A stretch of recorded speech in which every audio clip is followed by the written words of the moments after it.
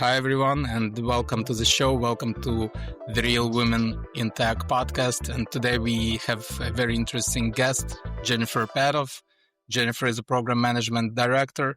She's working in the SRE space in Google for the last 18 years. She also visited 63 countries, co-edited the best-selling Site Reliability Engineering book, and she has a very interesting, she's obsessed with photographing doors. Jennifer, welcome to the show. Great to be here. Thanks for having me. We're really excited to have you. And to start the episode, can you tell us a little bit about what do you do at Google and how would you explain what you do to somebody who is never worked in tech? No, happy to talk about that. It can be hard to simplify sometimes or kind of get out of the weeds and kind of bring it up a level. But I did have a chance to think about how I would frame this. And so my job, like, what do I do? So I support the teams at Google that keep our products up and running, 24 hours a day, 7 days a week, 365 days a year. So, if you think about it, like when you do a Google search or you open a YouTube video, like what's the first thing you do if it doesn't actually load? You check your internet connection. At least that's what I do. Google has a reputation for having highly reliable products, and that's what site reliability engineering and SRE is actually all about. Nice. It seems like a very interesting and very responsible job. Can you tell us a little bit how your usual workday usually looks? Sure. No, happy to talk about that as well. And I think in tech, we rely a lot on technology, and this may not sound super glamorous, but as a program management director, my days really consist of a lot of email, a lot of documents, a lot of meetings. My job is basically spending a lot of time influencing people to do the things we need to do in service of a shared goal, to drive our various projects forward. And, things like email docs and meetings, like those are the tools that I have at my disposal. And if you want to just take a quick example, like we're currently working on the second edition of the Google SRE book. And, none of the people working on that project actually report to me. And we're talking like dozens of subject matter experts that we have contributing to the project. And my job is basically to organize the project, make it as easy as possible for them to pour that hard-won knowledge, pour the expertise into the book. And, I'm also responsible for making sure everyone feels an appropriate level of urgency. Like we don't want to stress people out, but getting that sense of urgency can be difficult for a project like this because we basically need people to write the content now, but the book's not going to be published and you won't have this like tangible thing you can hold in your hand for more than a year. So, part of my job is to make sure people don't procrastinate, which is something that can happen a lot of times if something's important but not urgent. Awesome. Jennifer, what a fantastic career. And I'm very curious about this. But 18 years ago, probably even longer, when you started your career journey, how did SRE come about and why SRE?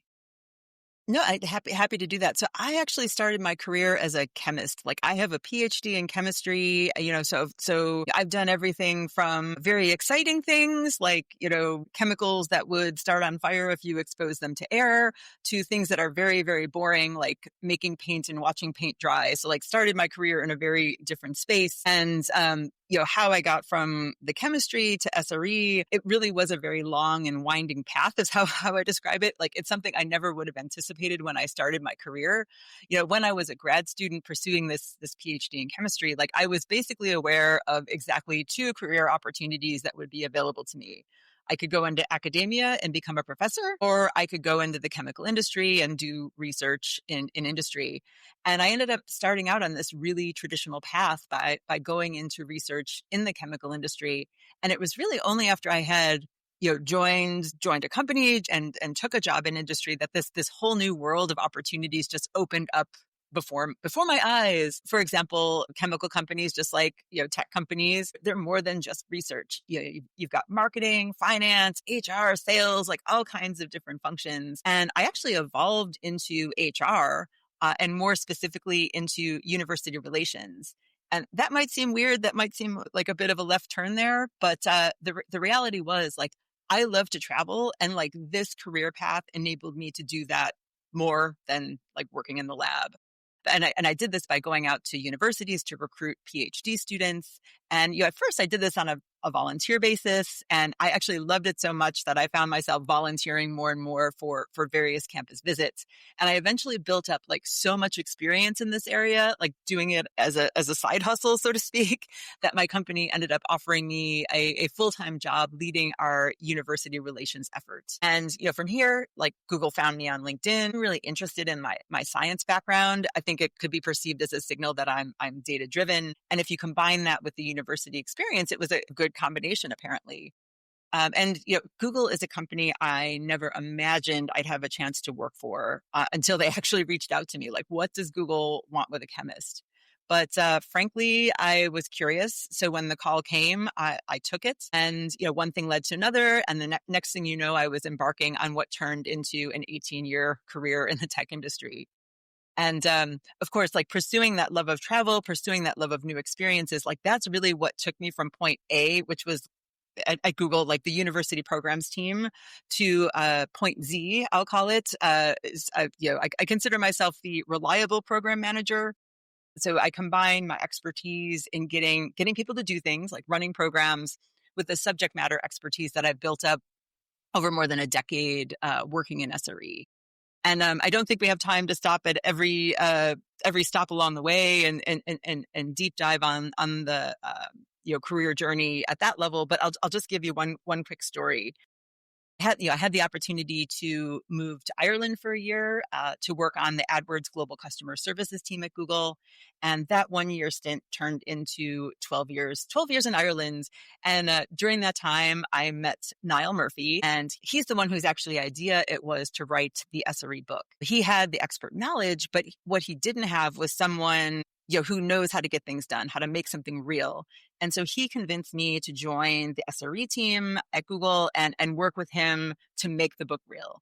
And I have to say, like, the SRE book is by far the coolest project that I've had the opportunity to work on at Google. And I think it really catapulted me forward as this industry advocate and public speaker, which has been a really Well, I can attest to how valuable that book is. I run an SRE organization as part of my portfolio, and there are a number of times where we quote the book or we go back to and say, what does the book say? I'm very happy that you're considering a second round and a second edition for it, because it's a conversation we were having very recently about in the world of AI and in the world of so much automation that did not exist at the time of when the book was written and when Google actually came up with the concept of SREs. What does the new frontier for this field, for this job look like? So very excited, and we look forward to it. And I can tell you that there are lots and lots of SREs who swear by it like a Bible. Thank you so much for that. And I think you called it out. Like so much has changed in the last 10 years that like now it's time.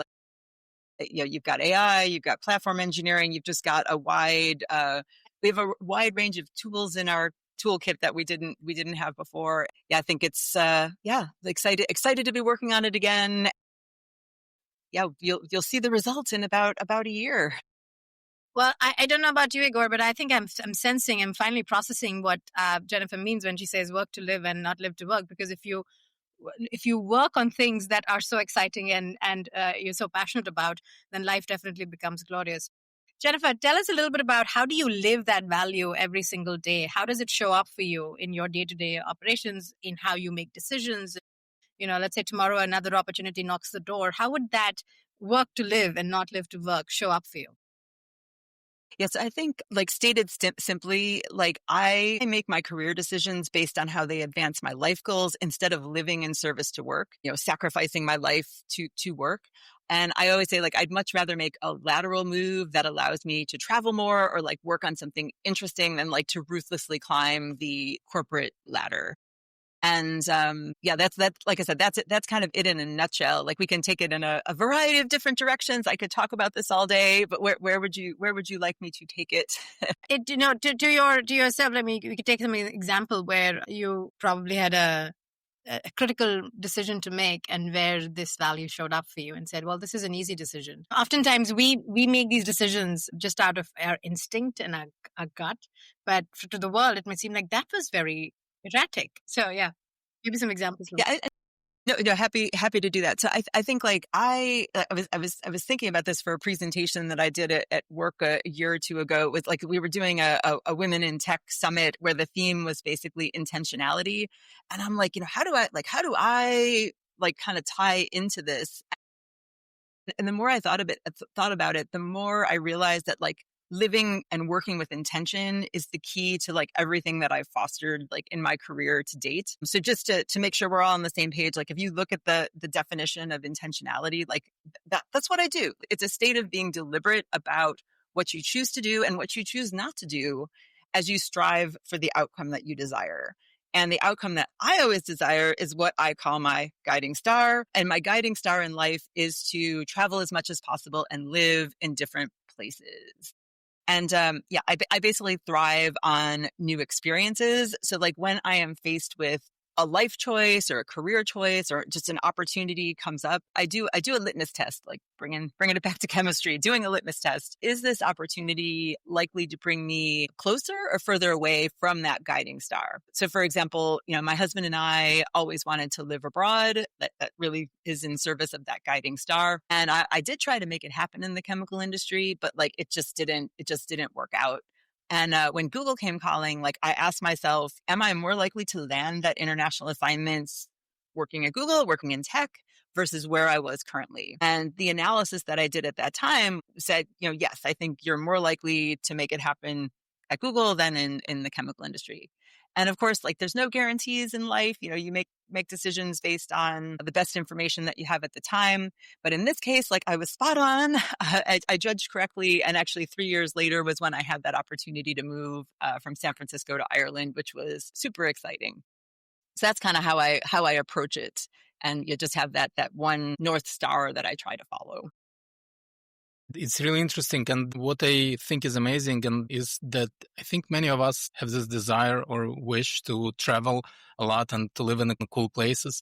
And at least many people in my environment and in my close circle actually would love to live that life. But not many of us have enough courage to make those decisions and to switch from our normal life, normal career path to something else. And you made a bold decision to switch from chemistry into tech, and you were already a successful and established professional and expert in chemical industry when you made this decision. Can you tell me a little bit about what was it like to make this decision? What fears you faced when making that decision, and how you maybe coached yourself into pivoting into a completely new industry? Yeah, I think like in some ways, like I was confident in what I wanted in life, and that analysis that I talked about, just kind of adding up the probabilities of getting what I wanted in the chemical industry versus tech, like that was really at the foundation. But I have found over the years, like it is easy to be nervous about these things. It is easy to like question like whether it's the right thing to do to make the safe choice, I guess. And I like to think about it like over my career, like I've pivoted a bunch of times actually. Like so from chemistry into HR into like ads, like basically I was supporting projects related to our ad serving business and SRE. So quite a few different things that I've done along the way. And one thing that was helpful was just keeping one foot in the comfort zone while stepping one foot out of the comfort zone. So, for example, I moved from the chemical industry into tech, but I did that in a domain that I was already expert in. And in this case, university programs. So the domain really stayed the same, which was in my comfort zone, but the industry was different. And I have to say, like the chemical industry and the tech industry, they are widely different, especially like wildly different, especially in terms of the pace at which they operate. And I think so that was the move. Like, so just I'm going to go in, I'm going to try out what this crazy tech world is about. And then once I did get comfortable with the industry, I was able to branch out into new areas, because at that point I was comfortable with Google and I knew how to kind of figure things out. But the domain was the next step out of my comfort zone. And the nice thing about this particular approach is that if I didn't like it, if it didn't work out for whatever reason, like I could always roll it back if we want to use some SRE terminology. If this choice was a bad one, if I sort of made a bad release decision here, I could roll it back. So for example, when I moved from chemistry research into university relations, like I definitely could have like rolled it back from HR into research within the company that I was in. And same thing, like at Google, if I didn't like tech, if it was just too much of a leap, like I could have rolled back into another university relations role or even a research role in the chemical industry. Like having optionality, I think helps. Like nothing is irreversible, especially if you do this like 1 foot in, 1 foot out of the comfort zone strategy. Yeah. Yeah, it's a really nice strategy. Is it something common or is it something you invented yourself, the strategy 1 foot in, 1 foot out? I mean, like a lot of the things that I do, I just like intuit. Like, so this was not something I read about, but there is a book called like the Pivot Method, I think it's called. I'll have to look it up, but like I think there's been more work done in this space to kind of formalize this particular approach. But yeah, it was something that just was sort of like intuitive to me. I like to take calculated risks. And to me, like just if I were to like change the company and change the job like completely all at once, like that would be too much and would really stress me out. So taking that sort of calculated risk in this way it gives you a lot of optionality, as I was saying. I just wanted to quickly double click on that process of making a decision and the methodology you use, because I think it's very interesting to explore how you think and how you make decisions, because you're on one side, you're a scientist. On the other side, you're somebody who's been in tech for decades. And I think a lot of folks are out there and our listeners potentially may be now in a situation when they have to make a very important decisions in their lives because of all the things that are happening in the tech market right now. And can you share a little bit what was the actual process of making those decisions? I mean, like very practical steps that you took to make that decision and to arrive at a solution. So were you maybe creating some specific spreadsheets, or you had sessions with a mentor, or maybe use some other specific methodology? What is your process for making a decision? Yeah, for me, I think like talking it over with someone that I trust is kind of how I come to conclusions on this. For me, my husband, like we've been married for almost 30 years now. And of course, like these decisions impact him as well. So it's good to get the counterpoint. And he's good at playing devil's advocate. So like if I'm super excited about something, he will be like, oh, wait a minute, like maybe we should think about this a little bit differently, maybe this isn't the best thing. Like, so he'll counter me a little bit, and then I can, I have to come up with like, here's the evidence that I have that suggests this is the better course of action. So it's kind of a little bit of polite sparring around like what makes sense. And then interestingly as well, like sometimes I'm very nervous about something and I'm like, we should totally not do that. And like, he will basically like drag me out of my comfort zone. So like we tend to balance each other out. Like when one of us gets really excited about something and then the other one is not, like we can, have a conversation, like look at the information that we have, like ask the questions that need to be asked and, do the research that needs to be done to basically get enough information to make an informed decision. But yeah, I didn't really have like a spreadsheet per se. It was more like what questions do I have to resolve as much uncertainty as it makes sense without like getting lost in an analysis paralysis. Because sometimes you can just analyze forever and then, not making a decision and getting stuck in that way is a decision in and of itself, right? So that's the general way that I approach it. Very interesting. I think the 1 foot in, 1 foot out is a very wise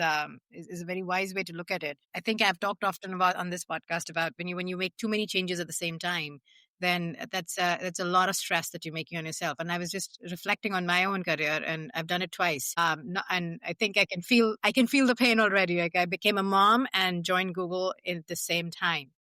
I do not recommend that to anybody.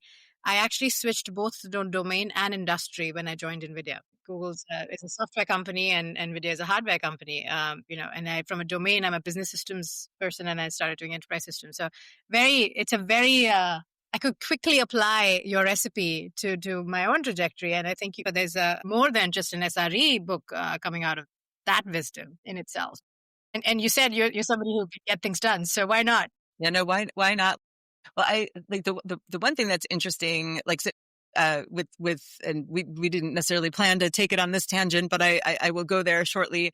Like the thing that I love about SRE and like being a program manager is the principles and best practices are so rational, they're so universal, and can really be applied to any situation. So I've given a talk internally at Google, and I'm actually going to trial it at the Enterprise Tech Leadership Summit next month in Las Vegas, where it's basically how to SRE anything to work smarter and live better. So giving yourself a framework to apply SRE principles to any domain to deliver, any sort of thing, let's call it the $ thing, and turn it into a well-oiled machine. And I've been thinking a little bit about it as well. Like, I think there's also potentially an opportunity to use it to like where you are the domain and like you are the product that you're trying to build. So I need to explore that a little bit more. But like SRE principles are great life hacks is my TLDR on that. True, very true. A lot of what you're the nuggets that you're sharing, they're so repeatable as well, right? Like fix forward, roll back. Those could be first principles in life. All right, I'm gonna take us on to another topic here, which is I love that you hit upon intentionality. And as I was reviewing your work and your profile and some of the choices you've taken, there is so much intention built in. And why this is important is because most of us, we get into the state of flow, right?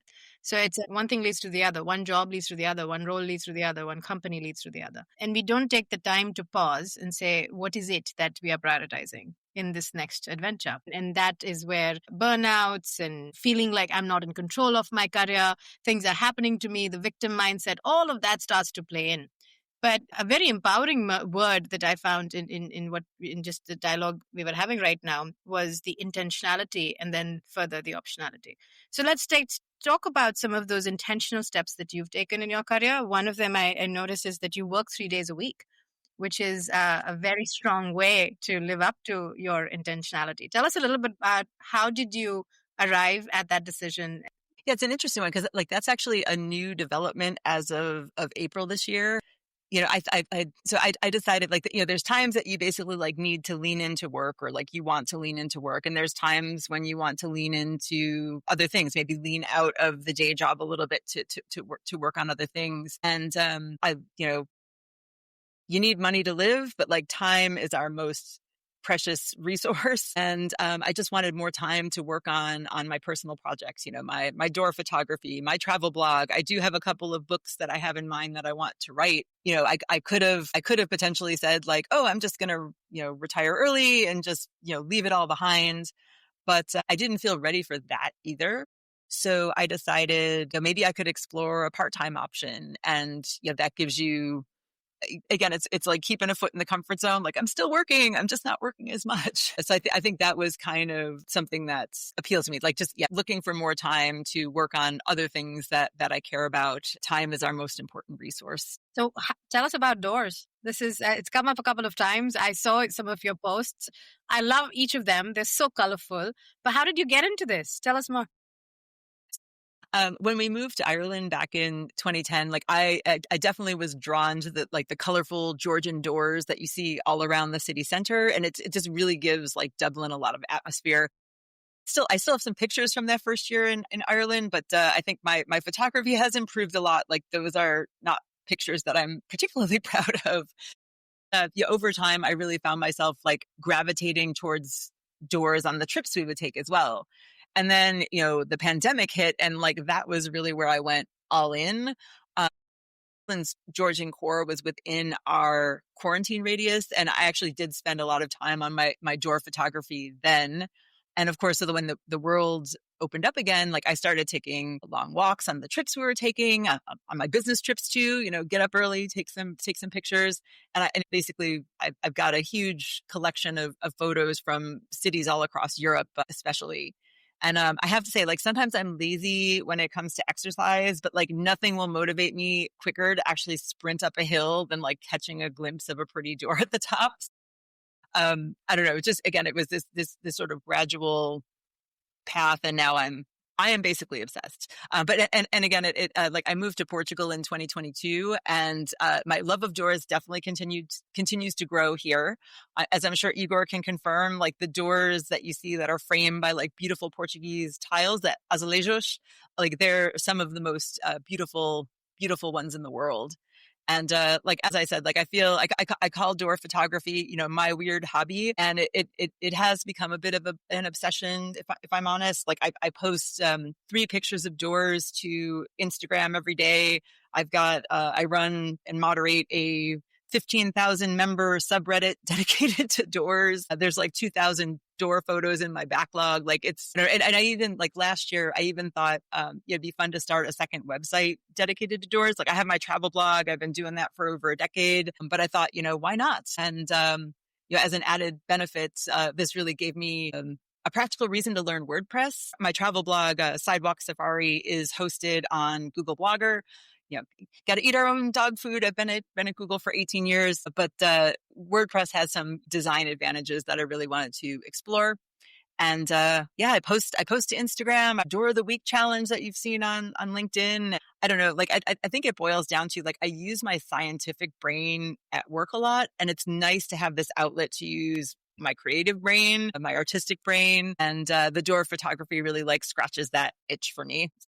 Yeah, it's fantastic. And I would really love to dive deeper in that topic. So you visited 63 countries, and I think most of us, we do love travel, but you took it to a completely different level. And I remember when we met, we had a little conversation, and you told me a little bit about your first travel.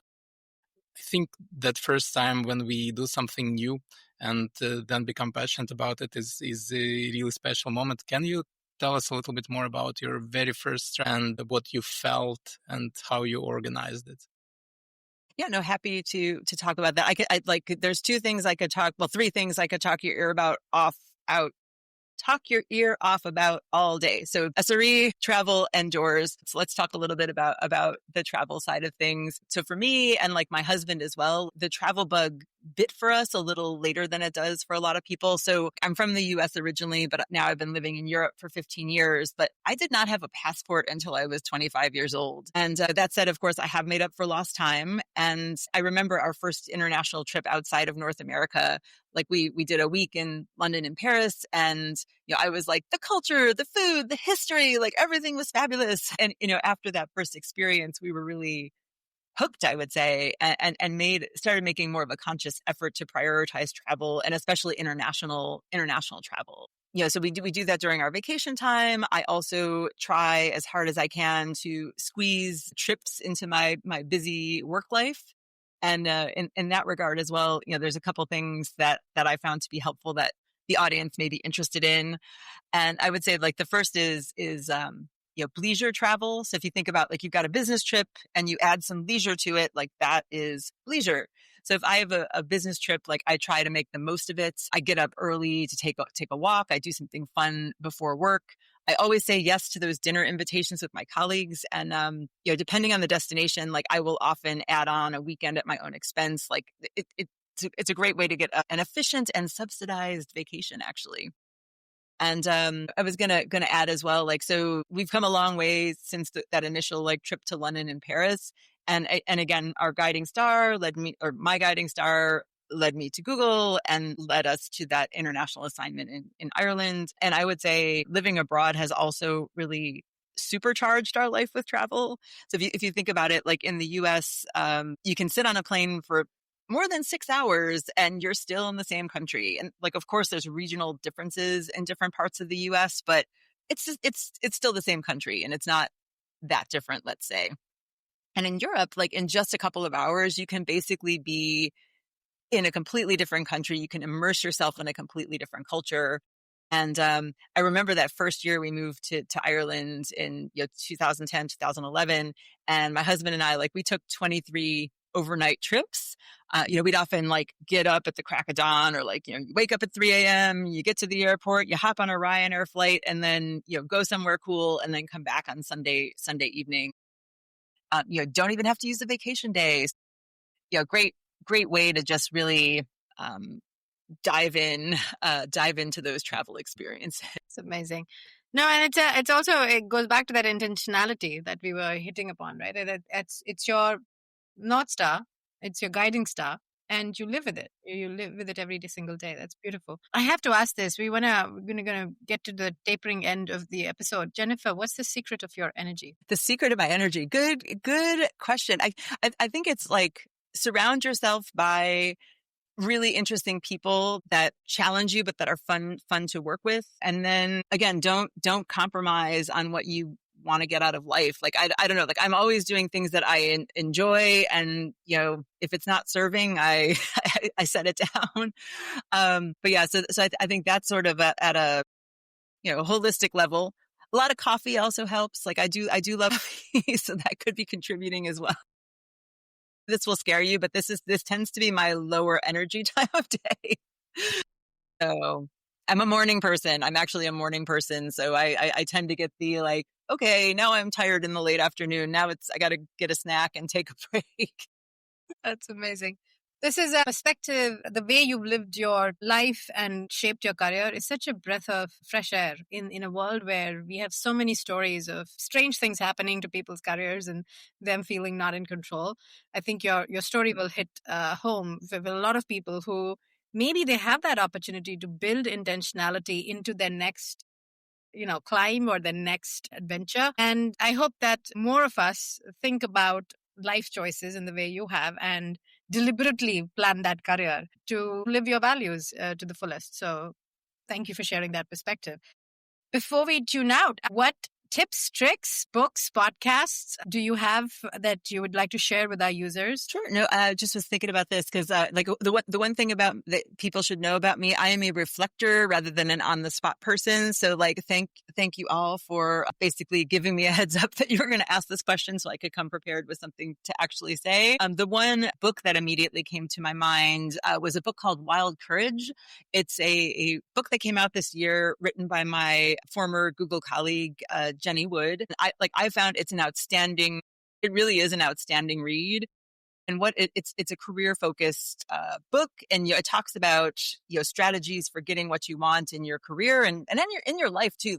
Even if you're pursuing a non-traditional career, or you don't have enough a formal career or what have you, it's got some great techniques for decision making and basically being able to take that step out of the comfort zone, so to speak. And I know when I read Jenny's book, I found myself really nodding along throughout. And if you want to get a sense for the kind of thing that she covers, she talks about basically how she chased her future husband, at the time a complete stranger, basically off of a train in the subway in New York, and now they're married with 2 kids. So that certainly took wild courage, but wild courage leads to wild success in some cases. So check that one out. The other thing I was going to say is I've been trying to publish more on the techniques that I've used throughout my career to really follow that guiding star, to travel as much as possible, to live in different places. I'm in the process of revamping my travel blog, Sidewalk Safari, to be more explicitly focused on what I call, part-time travel. So making the most of that opportunity that you have when you have a day job. A day job doesn't have to be constraining. It can really open the world, as I've discovered. So if this resonates with you, I hope you'll check out travel.sidewalksafari.com. And the other thing I would say, I am in the process of building up another site. I've got 3 websites now. Now you can see why I needed to go to a part-time schedule at my day job. But I have a website called The Reliable PGM. So that focuses on my professional expertise at the intersection of program management and SRE. So some of the stuff we talked about on like how to SRE anything or how SRE principles and best practices turn into great life hacks are, what I plan to put there. There's some, there's not a ton of content up there now, but there's a couple of articles and just sort of the general philosophy, and more of my general career advice is going to end up there. So coming soon as time allows. Those are 3 things that I would recommend. Perfect. Great resources, and it was a wonderful conversation.